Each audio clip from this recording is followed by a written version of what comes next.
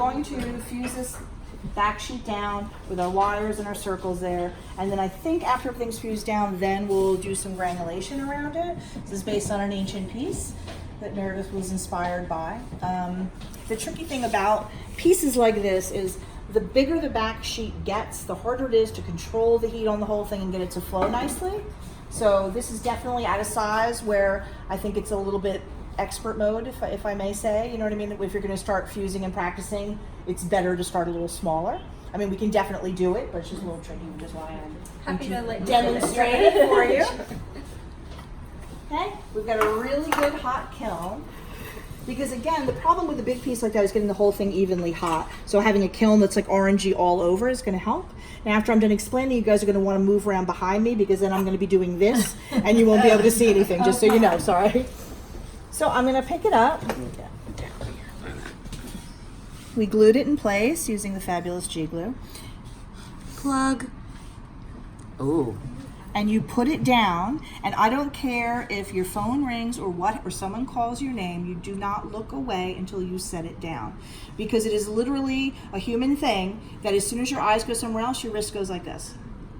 It is uncontrollable. I have tested. So, now I'm gonna put the lid on for a sec and just let all the glue burn off.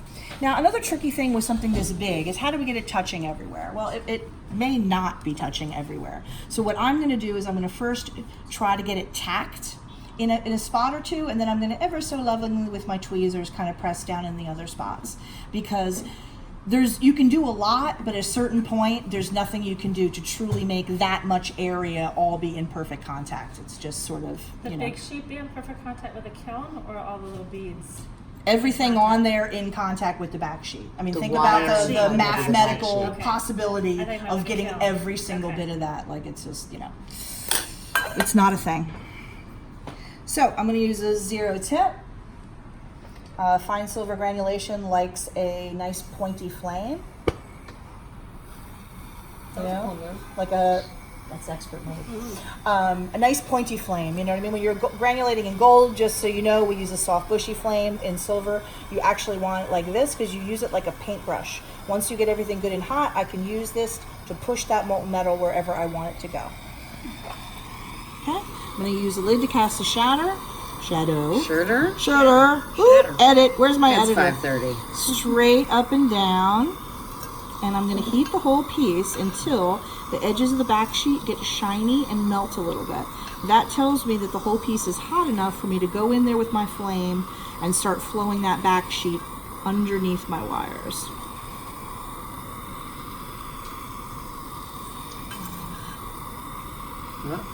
You see, she's just starting to get to that point. You see that? Moving a little closer. Oh, what fusing is happening? You see how I'm literally pushing it? Now I'm going to take this out and I'm going to just lovingly do that to make sure we have contact everywhere. And then I'm going to go back in and flow it underneath so that I know that everything is done. Okay, so I'm going to build up the heat again a little bit. Meredith, you can see, right? Yeah. Okay, good. As we all crowd her out of the way of her right, piece, of you her know? own As long as project. it doesn't burst into flames or splinter 2 million pieces. Okay, so you see that little shine? Giant You see thing. that? That's the thing that I'm looking for. And when you're fusing, it's helpful to think of it as like paint. Like there's my liquid paint, and I can push it wherever I want it to be. You see that?